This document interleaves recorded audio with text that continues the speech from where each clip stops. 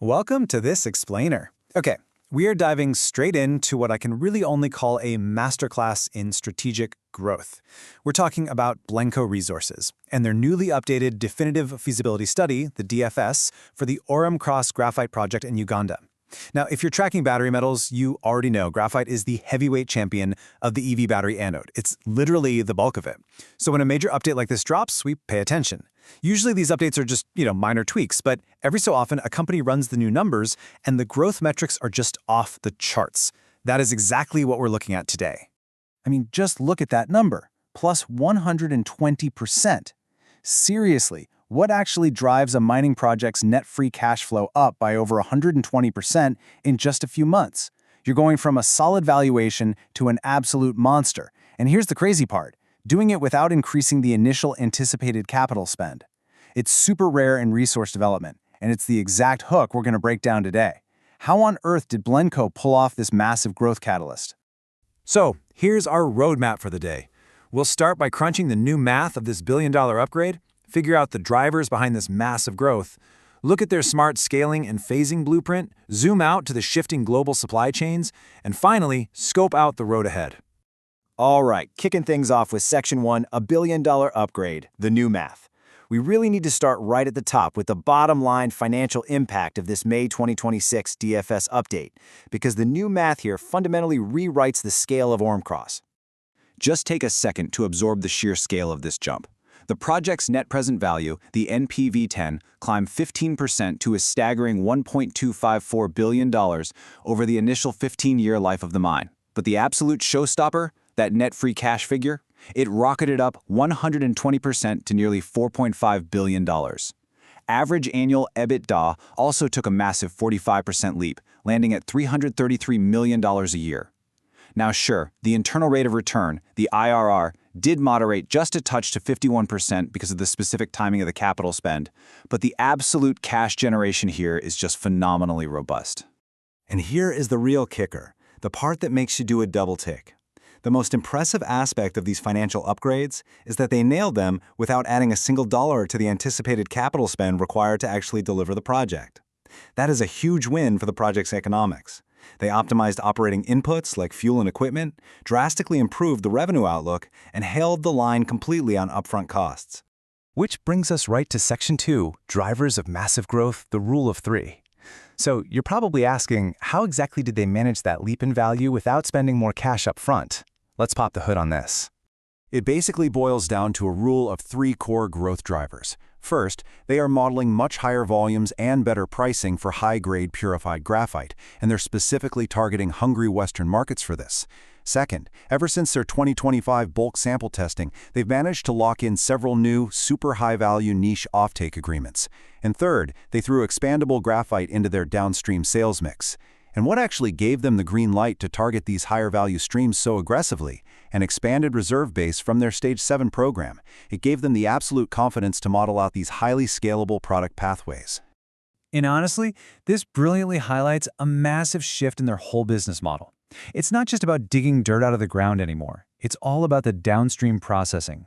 They're going all in on beneficiation. Essentially, they'll be removing impurities at a facility near Gulu to refine that raw ore into much higher value stuff like uncoated spheronized purified graphite or USPG and expandables. So they are evolving from a standard miner into a high-value energy materials processor. It's a real game changer. Moving on to Section 3, Smart Scaling and Phasing, the blueprint. Look, modeling high-value materials is great, but you actually need a realistic way to build and fund it. So let's look at their operational blueprint. Blencowe makes a really astute point here. Orom-Cross isn't bottlenecked by what it can dig up. It's constrained by what it can actually contract and sell. So they've rolled out this incredibly smart, staged scaling approach. Phase 1 is all about a fast startup. We're looking at a highly competitive $45 million capex, an equity-led pathway designed to pump out 20,000 tons of concentrate and 3,000 tons of spheronized graphite. The goal? Quickly establish a rock-solid operating track record. Then comes Phase 2. The big scale-up. This is $125 million, mostly debt-led, ramping up to 70,000 tons of concentrate and 10,000 tons of purified products. Breaking it up like this beautifully de-risks the whole execution while building the pricing visibility they need to lock in that heavy debt funding later. And guys, this isn't just a spreadsheet dream. We are seeing real dirt moving on the ground. In the first quarter of 2026, a permanent camp was completed to house contractors. But check this out. The most strategic physical development has to be the road from Kitgum to Orom-Cross. The UK government is actually managing and paying for the upgrade and sealing of this road. And it's not just some local bypass, it's a direct artery all the way to the Mombasa port. That guarantees these materials hit the global market efficiently. It's literally the perfect infrastructure upgrade at the perfect time to support those massive Phase 2 volumes. Let's zoom out to Section 4, Shifting Global Supply Chains, the macro catalyst.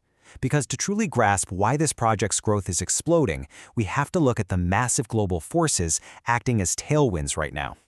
So the obvious question here is, why now? Why is there this sudden, intense surge in demand and pricing for Orom-Cross's specific products? What's going on out there that lets Blencowe project such a wildly lucrative future? Well, it comes down to a massive macro shift. Western markets are scrambling, actively and desperately, to build supply chain resilience. There is this huge, well-funded push to secure top-tier, non-Chinese purified graphite for battery and energy grids. And frankly, this impacts you directly. If you're even thinking about buying an electric vehicle in the next 10 years, the price tag and the availability of that car rely heavily on secure supply chains exactly like this one. Orom-Cross's strategic pivot to expand their high-value purified inventory is hitting the market exactly when the West is in a panic for secure supply. They're literally serving up exactly what the market is starving for. But what's really cool is that this isn't just about feeding hungry Western markets. Blencowe's downstream beneficiation strategy unlocks massive in-country value for Uganda too.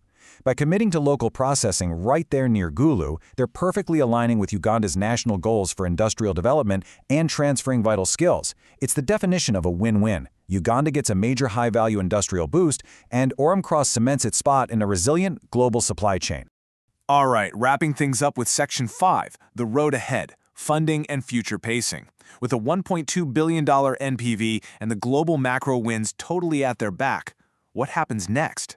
Well, Blencowe's executive chairman, Cameron Pierce, keeps all this excitement grounded in absolute realism.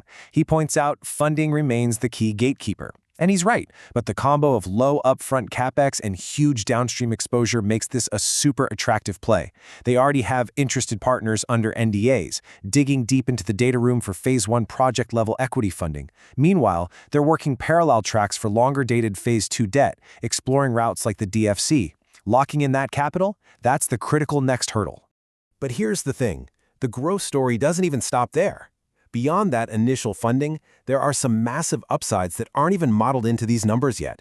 For instance, Blencowe is moving forward with the EU's Safe Loop initiative for Gen 3 lithium-ion EV bus batteries. Again, 0% of that is in this billion-dollar DFS yet. They're also eyeing specialty defense applications and aggressively hunting broader institutional capital to make sure the market fully grasps how big this investment case has actually become. So what should you be watching? Mark Q3 2026 on your calendar. Blencowe has submitted bids for several massive strategic graphite tenders, and they expect major clarity on those results in this third quarter. If they hit, those tenders are going to act as absolute bedrock for the explosive volume growth they're projecting.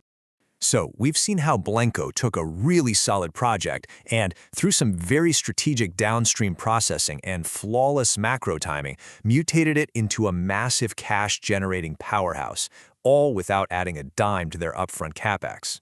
With Western demand for upgraded, non-Chinese graphite absolutely surging, and this really smart phased rollout plan, it leaves us with one big question. Is Orom-Cross writing the actual blueprint for the new energy supply chain? Seriously, keep an eye on those Q3 tender results and the Phase 1 funding news, because the next few months are going to be wild to watch. Thanks for hanging out with me for this explainer, and keep learning.